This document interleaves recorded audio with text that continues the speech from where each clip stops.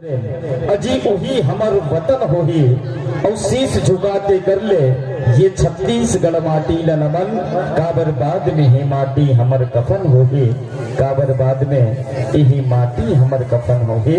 अजी कोनो मजा ले तो मजा नहीं है संगी जहोया और मितान जैसे अरे नांगर बैला धरो कुदादी देश के माटी।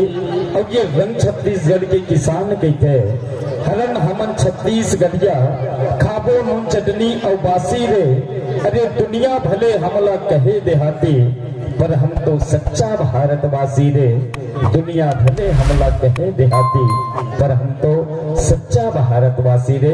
आवो अपन मातृभूमि छत्तीसगढ़ महतारी के सम्मान में हमर राज की गीत अरपा पैरी के धार के सुघर प्रस्तुति।